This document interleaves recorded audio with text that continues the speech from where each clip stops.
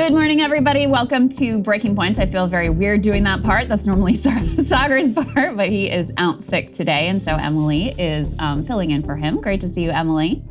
Thanks for having me, Crystal, and thank you for sparing my ears, because when Sagar does the good morning, I feel like I am dying. It is so loud. He really leans into it in a way that I'm just not actually capable of, because we are the weaker sex. I'm just not capable of that kind of vocal oomph at this time of the morning. That's exactly right. That's exactly right. Speaking of ears, there was a lot that we were listening to yesterday evening. Trump did his big Twitter Spaces with Elon Musk. It went just as well, if not even better, than Ron DeSantis's did when he launched his campaign. So we'll share a little bit of. They had massive tech problems. It started 40 minutes late. Then when it did start, Trump sounded terrible, and there were a lot of interesting things. Anyway, we'll get into all of that. We're also taking a look at some new polling of where the race stands today. Emily and I are going to dig into some policy stuff too. There's been really interesting conversation about the child tax credit. J.D. Vance brought that up in his Sunday show interview, so we'll talk about that from a left and right perspective, how realistic that is. Also, Kamala still hasn't really revealed at all what her policy plan would be. Her running mate, Tim Walz, suggested what he would like to see them lead with. There's also a lot of discussion among the sort of Democratic strategist types of, hey, maybe she just really shouldn't commit to any policy because vibes are easier to get on board with than specific policy proposals. So we'll look at that.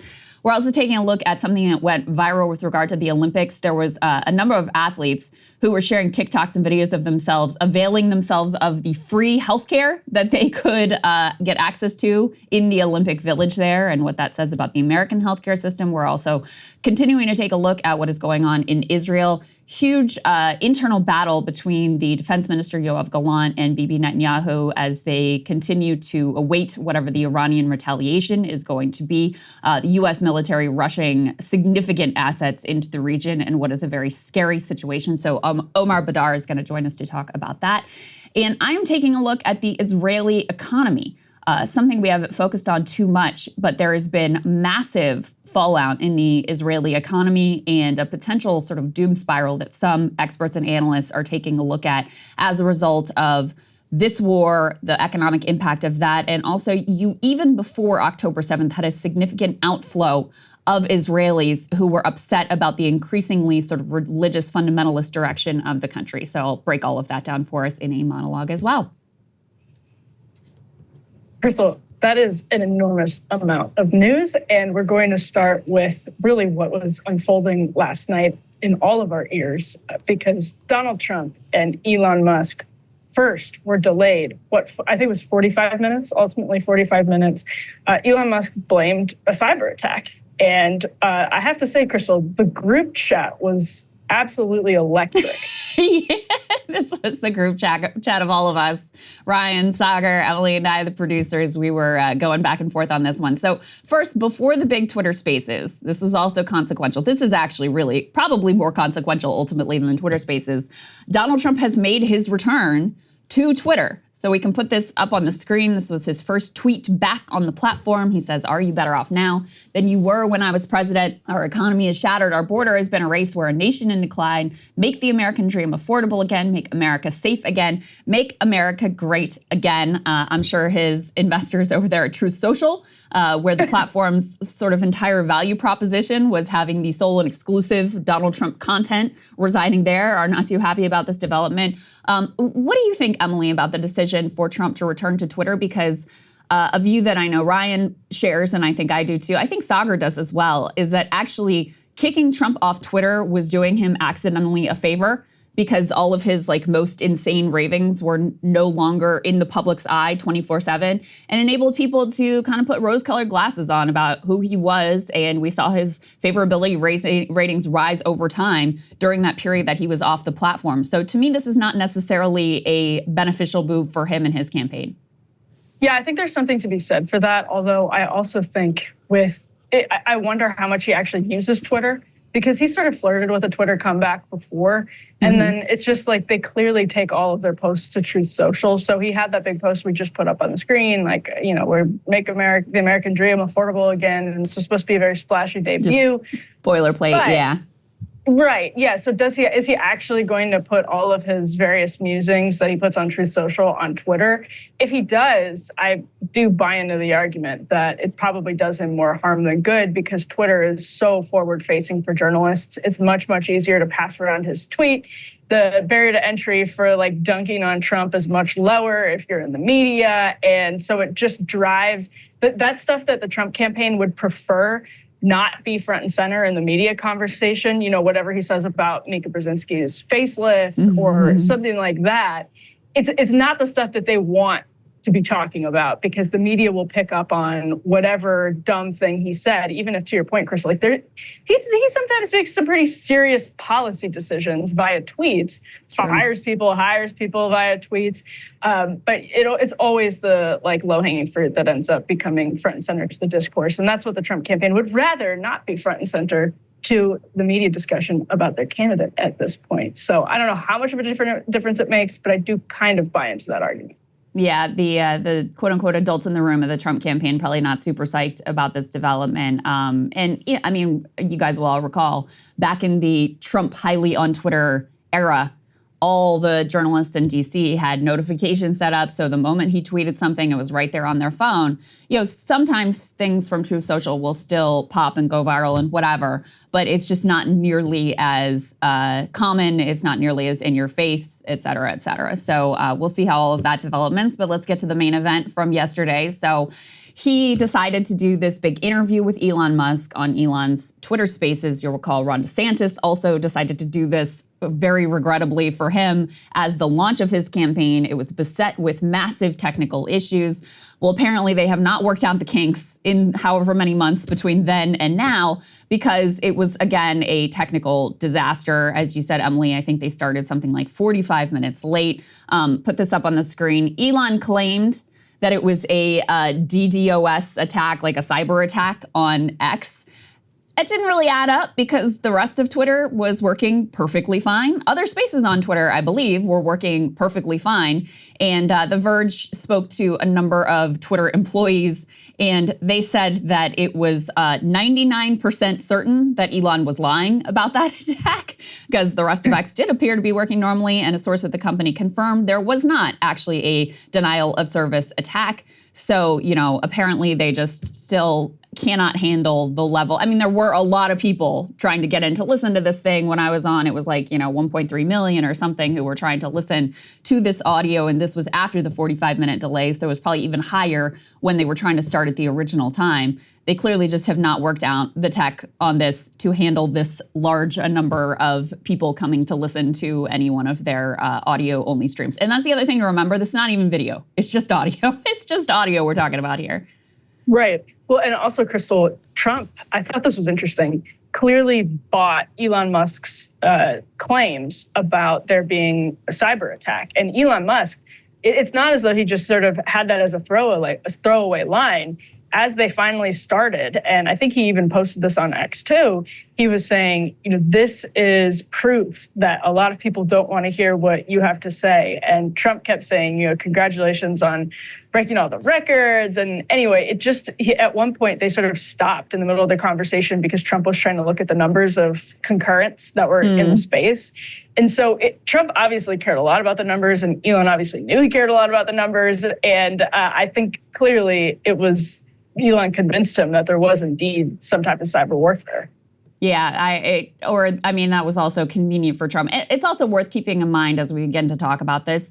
Elon Musk is at this point a major donor to Trump's campaign, perhaps the largest donor to Trump's campaign. There was some dispute about how many of his millions he's planning to put in. Originally, he had, the indication when he was going to put in $45 million a month to the Trump campaign. So this is a conversation between Trump, and they framed it very clearly. Elon starts out at the gate saying, I'm not going to ask any hard questions. This is going to be a quote unquote conversation so that you can get the vibes of what Trump is all about. So that's the framework for what we're talking about here, a quote unquote conversation between Trump and one of his largest supporters and, billionaire mega donors. And it's also worth recalling when DeSantis did go through a similar incredibly glitchy rollout, The Trump team was, of course, totally relentless. They absolutely savaged him for it. We can put this up on the screen as a little bit of a reminder of what they said about DeSantis's botched Twitter rollout, glitchy tech issues, uncomfortable silences, a complete failure to launch, and that is just the candidate. So a little bit of karmic justice, I guess, being repaid to Trump here from the DeSantis team. Yeah, and even when DeSantis did it, I still, Elon Musk, we always should mention, is also a defense contractor. So when he's blaming cyber warfare and they're having those types of conversation, it's important. On the other hand, I do think Donald Trump, the way that Elon Musk sort of theoretically said the conversation was going to not be, quote, adversarial, they were going to have just a discussion.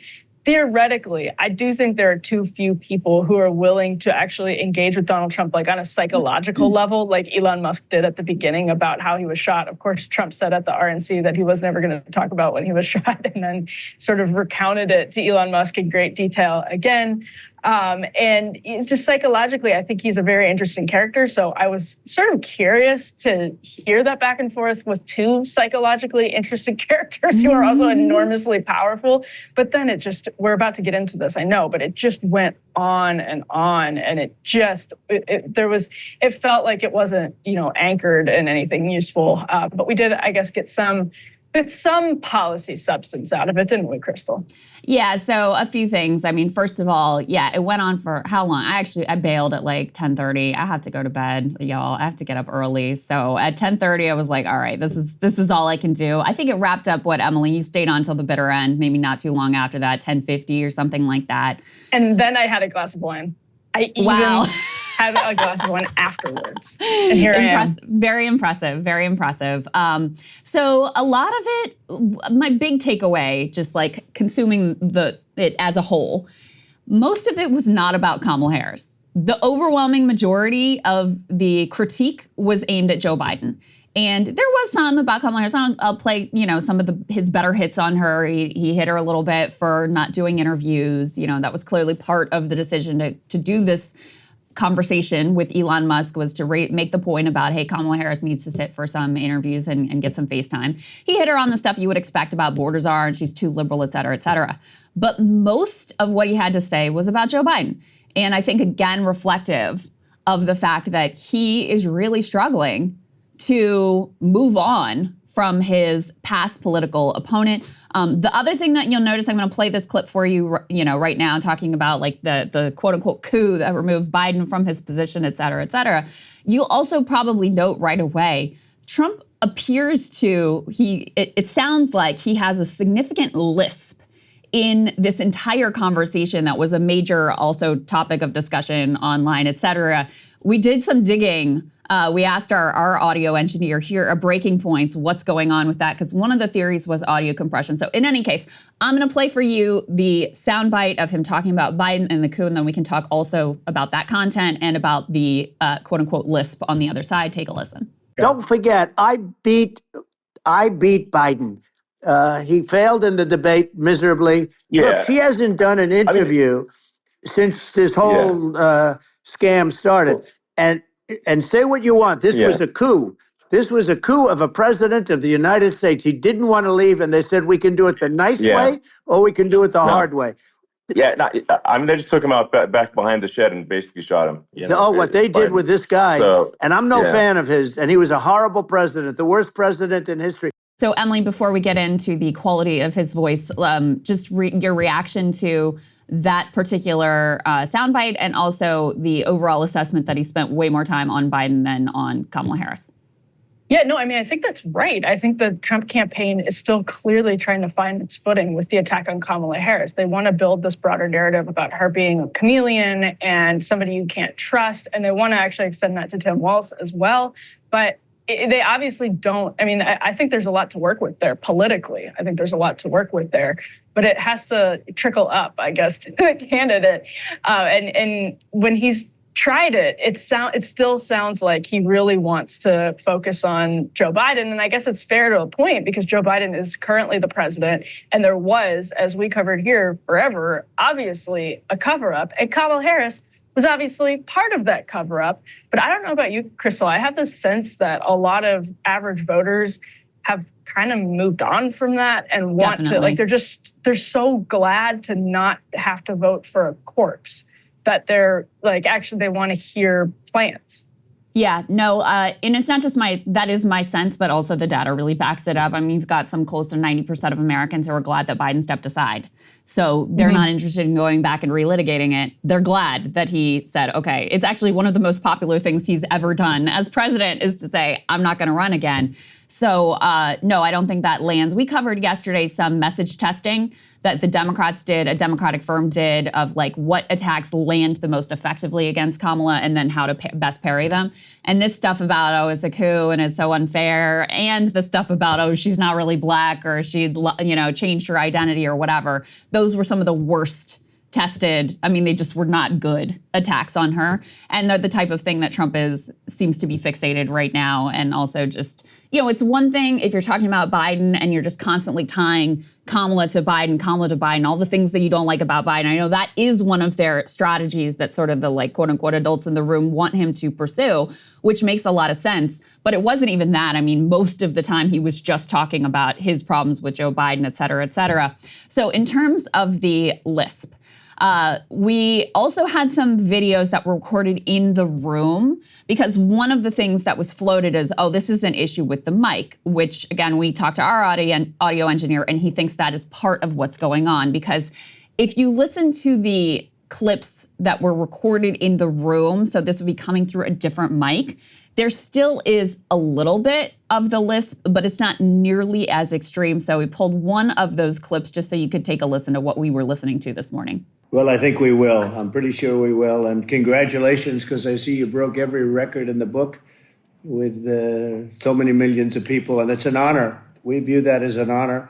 All right, so we got a quote from our audio engineer, Steve, so I don't screw up any of the technical details here. He says, the native audio recorded on the camera in the room with Trump does suggest he has a slight lisp, which is exacerbated by what looks like a common $20 wireless lav and lossy cell phone data compression, both of which can result in smeared sibilants, S's and F's. A question with plenty of time to correct the bad audio, for example, switch to Zoom or Skype audio or simply use the phone's microphone before 8 p.m. or during the 40-minute delay, why wouldn't they? Or better, why wouldn't two of the most high-profile personalities in the world spring for a professional audio engineer on one end or the other? So Emily, that is the official assessment of the Breaking Point's audio engineer. It's exactly what I was going to say, Crystal, down to every last detail. Just the sibilants, you were on top of that. The sibilants. Yeah, I was going to bring up the sibilants. I think that's crucial to this. But, it is, we were just talking about how so many people are glad they're not having to vote for a corpse. Trump is old, too. And some people were like, are his dentures slipping? This was like the discourse on X. I have no idea. But I do think anytime, it's fair game. Anytime an older person who wants to be president of the United States seems to be struggling with, basics, words, et cetera.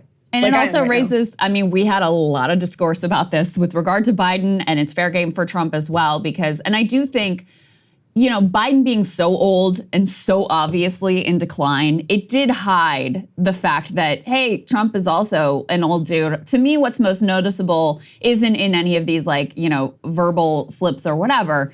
It's his inability to be nimble and grapple with the circumstances. This is something, you see in older people. You're sort of locked into a routine or you're locked into a way of thinking and it becomes more difficult to adjust. And his inability to move on from Biden seems to me to be part of, representative of the age bracket that he's in at this point. But it also raised questions that, we were asking, you mentioned our group chat. We were asking the group chat of like, he did this one rally in Montana. He doesn't have any other rallies on the schedule for this month. That is a dramatic difference from 2020, even more dramatic difference from 2016. So it does raise a question in your mind of, is there something going on here when you have, this consistent verbal issue that I have never really noticed before with him over the course of this entire interview? I would imagine that security and money are probably involved in the rallies. I don't know if it's also an energy thing. I do think he sounded, since he was literally shot in the head, like he has less energy. He's seemed a little I don't know if down is the right word. That's just something I've picked up on, and it's totally understandable if you're and a literal elderly man who took a bullet to the ear. So I get that. Although I do also suspect that those rallies are just crazy expensive. The security situation is now obviously totally different. So I don't know what's going on there, but he has seemed lower energy. And to your point about him being older, he gets caught up in these stories like people's grandfathers do. You know what I mean? Like just this, Yes, I think that's part of the reason why this thing didn't end. For 2 hours, they just kept going down off on different tangents. And when people called it rambling, it really was. And not, Trump can be interesting when he rambles sometimes, but this definitely wasn't that. This was not an example of interesting rambling. Okay, we did get a little bit of, I think, policy news out of this, which is, one of the Project 2025 priorities has been eliminating the Department of Education. To my knowledge, Trump had never verbally signed on and endorsed that idea. He made a point, he actually brought it up himself in this interview, made a point of backing this idea of complete elimination of the Department of Education. Let's take a listen to that. What I'm going to do, one of the first acts, and this is where I need an Elon Musk, I need somebody that has a lot of strength and courage and smarts. I want to close up Department of Education, move education back to the states where states like Iowa, where states like Idaho, not every state will do great because states that basically aren't doing good now. You look at Gavin Newsom, the governor of California.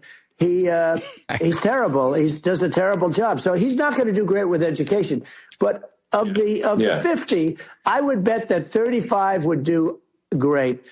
And 15 of them, or 20 of them, will be as good as Norway. Norway is considered great. Not exactly a compelling pitch for this idea. And you're like, well, some of the states, the kids in California, I guess they're screwed, but others may do okay, Emily. But I mean, more noteworthy is just him backing one of the significant policy ideas out of Project 2025. Did he say Gavin Newsom? Like, was it supposed to be a pun, I don't know. Or did he just get the name wrong? Well, either way. So the Heritage Foundation actually back in the 80s attacked the Reagan administration. And it goes a long way towards explaining why a lot of so-called movement conservatives really latched onto Trump. The Heritage Foundation in the 80s, which takes a lot of credit for the Reagan Revolution, was attacking the Reagan administration for not abolishing the Department of Education. If you go back and look at their publications from the mid-80s, they were like, what happened? Why has the Department of Education been abolished yet? And so it's kind of like Trump embracing this. It's an example of him being sort of this willing conduit for ideas that movement conservatives have had for a really long time. They just haven't had a vehicle for them because there's no way in hell George W. Bush is going to get rid of the Department of Education. So I think it's an interesting example of where a lot of people kind of in the conservative movement have saw with Trump, someone who really will do some of those. Admittedly, I'm someone who would support scaling the Department of Education to a state level, but that's admittedly like a radical position. That's admittedly like an extreme position and one that no Republican would dare touch other than Donald Trump, probably. Yeah, well, he spent some time too talking about, he brought up, what did he say? Like, there's a place called Argentina or something like that. Yes, he did do that. This is one of their tangents. They went so deep on Milei, and he said, in a place called Argentina, a man ran on MAGA. It worked out beautifully because it's make Argentina great again. And they just did that for 10 minutes. Yeah, right. But, Javier Milei is, a sort of anarcho-capitalist, hard libertarian, which is the opposite of, it's funny for Trump to say this is MAGA, when in reality, the conception that was supposed to exist in 2016 of MAGA was actually we're getting away from these hardcore libertarian ideas and there's more of a place for industrial policy, or we're going to talk about J.D. Vance with child tax credit and stuff like that. So, to me, it's just emblematic, as you said, Emily, of Trump doesn't have a lot of his own ideology. It's just sort of whatever's laying around, which is why he ends up in his first term doing this massive tax cut largely for the rich, because this was a project that had been developed, Paul Ryan, Heritage, et cetera, had this thing locked and loaded and ready to go. And so that's why that ends up being the main policy accomplishment of the Trump administration. So, when there's an attempt by the Trump campaign to distance themselves from Project 2025 because it's always difficult to defend anything that's going to be in a 900-page policy document. They don't want to have that hung around their neck. but it's entirely reasonable to look and say, no, this is this big, massive conservative project. This is the plan that exists and is likely major pieces of it to be implemented in your administration. I think this moment is sort of confirmation of that. Moving on to some of the attacks that he did manage to make on Kamala, some of them were, in the zone of what his campaign has tested and what they think will work most effectively against her. In particular, he talked some about her role as the quote unquote border czar under the Biden administration. Let's take a listen to a little bit of that. And she's in charge of it because, now she's trying to say she had nothing to do with it.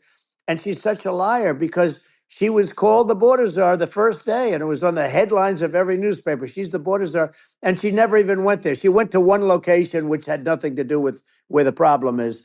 She went in and out, I guess, because she was getting a lot of pressure, but had nothing to do with the problem is. But she was the border czar, and people can't allow them to get away with their disinformation campaign. Now she's trying to say that she wasn't really involved, and the whole thing is horrible. She was totally in charge. She could have shut the border down without him. He didn't know what he was doing anyway, so he wouldn't have even known what happened. Yeah, I think, Emily, politically, I do think this is one of their more salient attacks, both because this is the one issue where he really clearly has an advantage over Kamala Harris in terms of who is more trusted to handle the issue. And it's one of the only issues that the Biden administration really put into her sphere. She benefits from the fact that in a lot of ways, she was sort of, kept at arm's distance from most of the Biden administration. And so she doesn't get a lot of the blame for anything else that he did that may have been unpopular or just the state of the economy, which is unpopular. But here, she really was put in charge of the border. She really was sent out to do that interview. She really was sent out to, go and try to get to the root causes of the problem. And so it makes it more difficult for her to distance herself from what has been an unpopular track record in the Biden administration. 100%. Her fingerprints are all over it. And I also think what's powerful here is how horrible the media coverage has been. And that's where he kind of started that specific tangent with, was that, I guess it wasn't a tangent, but that specific line of argument with saying the media is covering for her. She was the border czar. And that's going to be really powerful for the Trump campaign. I don't know if journalists understand how powerful that is for the Trump campaign, but when you're able to put these headlines side by side, and when Trump is able to make that point over and over again at rallies and in interviews, and it trickles into new media spaces, it is such a glaring example of media dishonesty that it does no favors to Kamala Harris, actually, when you're able to call attention to it, because it has been really, really bad. The cleanup job and the rehabilitation of Kamala Harris's image, not just on the border, but definitely on the border. Also, though, kind of across the board. So I think that gives it an extra oomph and you can hear it in that interview. It's what animates him more than anything. It's hard for her to get away from the very bad policies of the Biden administration on the border, which even if you're left or right, you have a problem with it. There's basically nobody who's happy with the Biden border policies.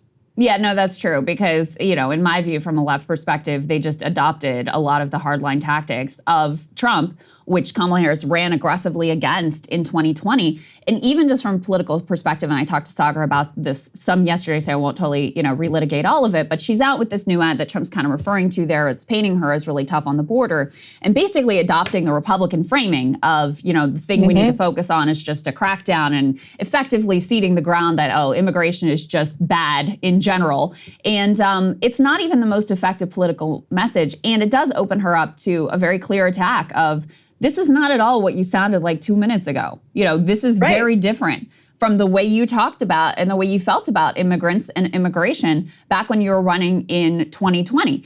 And so not only do I think it opens her up to a really clear and fair hit on, hey, this is a major flip-flop, but I also don't think that it is the most compelling political strategy for her to just buy into the Republican framing around immigration, because you're never going to be perceived as being more hardline on immigration than Donald Trump. And again, there was some message testing that bore that out, that actually the most effective message for her to parry these attacks about her being quote unquote border czar was for her to talk about make a pathway to citizenship. And yes, people should come here legally. My own parents did come here legally, but we need to have a pathway that's available. And right now, that's just not the case. So, creating a totally different narrative and vision around immigrants and around immigration versus just accepting the Donald Trump framing of like, immigration is bad and we need to stop it, period, end of story.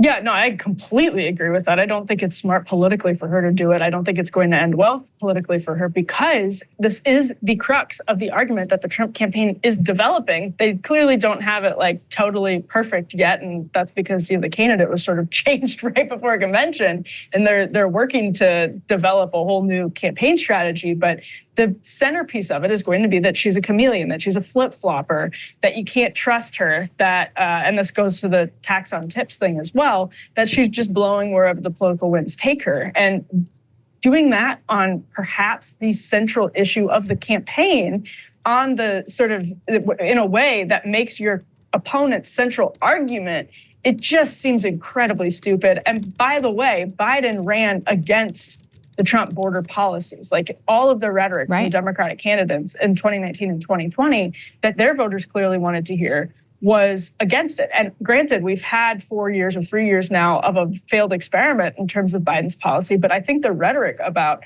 again, I don't agree with the framing, but the rhetoric about compassion and welcoming immigrants, it works really well with a big chunk of voters in the suburbs, especially that they need. Yeah, it's popular. I mean, when you pull on immigration, it depends so much on the question that you ask, because broadly speaking, Americans do really value our self-conception as a nation of immigrants, as a welcoming place, as the great melting pot. And so not only did Biden run on that type of rhetoric in 2020, he won on that type of rhetoric in 2020. So, I think that this is an error, morally. I object to the policy direction, but I think also it's an error politically. And we've seen, not just here, but there was a study of European parties and leaders who tried to move to the right. These were sort of like center-left types, Emmanuel Macron types, who tried to move to the right on immigration and signal that, oh, actually, I'm the hawk on immigration. And it doesn't work because it demoralizes their own base, and it's not credible to voters who are immigration hawk voters, that they're going to be more hawkish than the right-wing people. My own sense of this politically is that most of the people who are single-issue immigration voters, like, they're not going to be voting for Kamala Harris anyway. So I don't know that it has that it is the salient issue or the top issue that Republicans really hope that it will be. But there's no doubt in my mind that this is one of the places where they can draw blood, they're going to draw blood, that they're going to lean into, and she's going to have to find a better way to deal with this, in my opinion, than she has thus far. But moving on, Emily, there are also some just like really weird moments, of course, in this long conversation between these two very, unique, we'll say, individuals. One of them in particular, Trump starts talking about there's a new Time magazine cover of Kamala Harris, which actually, go ahead and put A8 up on the screen, guys, just so you can see it. It's this very like hagiographic puff piece of Kamala Harris, her moment, which she didn't even sit for the interview for this freaking puff piece, which is kind of pathetic. But anyway, she looks great in the cover.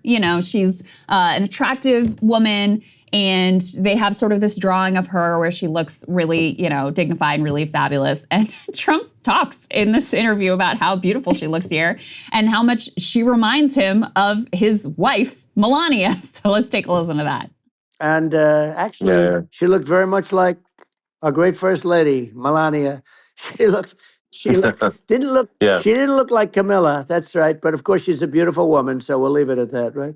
Okay. What is he doing? And then he called her Camilla. Like, is he the Camilla Parker Bowles? Like, that was incredible. Maybe worth staying up for. There was another moment. This was on Elon's end. Most of the time it was just Trump talking and Elon could barely get a word in edgewise. But when they started talking about energy, Elon, of course, with the EVs and whatever, he had a lot of thoughts about energy. And he starts going off on this tangent about how actually nuclear fallout is not that big a deal, and it's like overstated how dangerous nuclear fallout radiation is. And he's talking about Fukushima, the Japanese nuclear power plant that melted down, and he starts talking about how even, Hiroshima and Nagasaki, like, they're great cities now. So it's really not that scary. And it was like, what? This is total. To me, that was the most insane moment of the whole thing. Trump just nodded along with it. He didn't really like push back or say anything. It was mostly on Elon's end. But to be like, nuclear weapons, nuclear fallout, that whole Chernobyl thing, no big deal. It was really overblown, was kind of crazy to me, Emily. We need to overcome our fears of nuclear catastrophe, of like an apocalypse. It's just holding us back. But you know what? It came in the context of a somewhat interesting conversation because Elon was trying to make a point that he believes in climate change. He just doesn't see it as a sort of emergency or an urgent apocalypse. And I felt like he was trying to get Trump's response to that. And Trump just was not taking the bait. He wasn't willing to say, yes, climate change is real. And it seemed like I had two guesses. One, Elon Musk was trying to signal to everybody listening that, like, he repeated over and over again, I have always seen myself as someone on the left. And Trump at one point said, yes, Elon, I've always thought of you as being somewhat left. And, it was trying to make a point. Like, I have not been this like red meat conservative. And I felt like he was trying to do that with the climate thing. Or he was like, I'm not maybe Ted Cruz or whomever, but Trump just didn't take the bait at all. And they ended up down this like little detour. I guess it wasn't a detour, this little, what's the right phrase? What's the right metaphor for that, Crystal? If it's not a detour, it was like a wrong turn down the road about Fukushima. Right, exactly. And then, as part of that, Trump responded that, hey, if the oceans rise a little bit, I guess there'll be more oceanfront property. So he definitely was not going with Elon along the, climate change, it is a thing. It is a thing maybe we have to be concerned about. So in any case, before we move on to some of the latest polling, any other reflections or overall takeaways on the big Twitter spaces here? There's a lot of propaganda on Twitter this morning. Oh, billion people saw it, et cetera, et cetera. These numbers are totally fake, by the way. And also because they usually count, they put it on everyone's timeline, right? So it was like unavoidable. So I don't doubt that there were, a lot of people that scrolled by it or saw that it existed or like popped in for 5 seconds and then were like, this is horrible. I'm not sitting through this 3-hour discussion as we did. But what is your overall takeaway on the success or impact or lack thereof of this conversation? I thought overall it could have been really interesting, but I guess maybe it never could have been really interesting, if that makes sense. Like they're two interesting people. It reminds me of those SNL sketches where they put like Bjorn together with Charles Barkley on that old, it's like a mocking sketch of something that used to be on, I think, Bravo. And they put them both together and they have these, like, they take them to, in the SNL sketch, a cheesecake factory. And it's just mocking this idea that you put two totally like interesting people together, you don't always get something interesting. And that was, there was so much just agreement. There was so much signaling. Like they were trying to both, I think, really signal to different, maybe it was donors or their peers that, they were doing one thing or the other, like with the climate stuff. And, it's just important to remember that a tiny fraction of the public is on X. A tiny fraction of the public, let alone in prime time on a Spaces. So I don't think it's going to move the needle much in either direction. And I do think it's interesting that Elon Musk was willing to do this experiment again after the DeSantis one had so many issues getting off the ground, and that Trump, I imagine his team was reassured over and over again that they would not have any issues getting off the ground. And when you have a source in that Verge article saying there wasn't a cyber attack, I don't know. I don't know how that ended up happening. Yeah, no, I think, to the extent that this has any longer term repercussions, it's just, listen, this is a campaign that doesn't have a lot of time.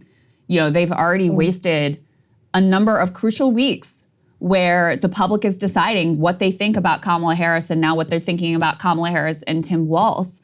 And the fact that you've spent those weeks, spinning your wheels and going on with Aiden Ross and launching weird attacks about is she black or is she Indian, and not effectively defining her. I mean, that's one of the big things that came out of the New York Times Siena Battleground poll that Sagar and I talked about yesterday is, they tested a bunch of different character traits on Kamala Harris. And she, people saw her as intelligent. They saw her as caring about people like them.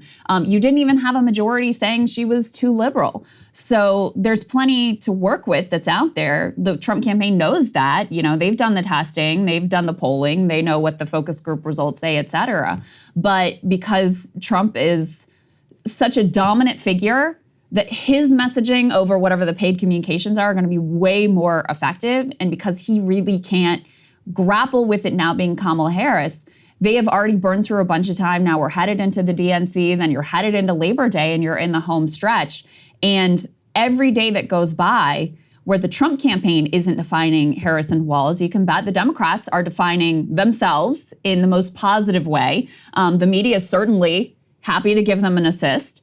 And at the same time, defining Trump and J.D. Vance in particular in the most negative way possible, which we're about to get to. So to me, that's the broader significance, not any particular thing that they said, even though some of it was kind of interesting and also kind of wild. Most of it was actually really largely boring and uninteresting. But just the fact that they continue to burn time and attention and resources that they really don't have at this point when you're talking about getting into, a home stretch in a really condensed campaign timeline. I think that's a great point. And looking to not seem niche and quote weird. There's just a lot of central kitchen table issues that need to be emphasized. Hey, if you like that video, hit the like button or leave a comment below. It really helps get the show to more people. And if you'd like to get the full show ad-free and in your inbox every morning, you can sign up at breakingpoints.com. That's right. Get the full show, help support the future of independent media at breakingpoints.com.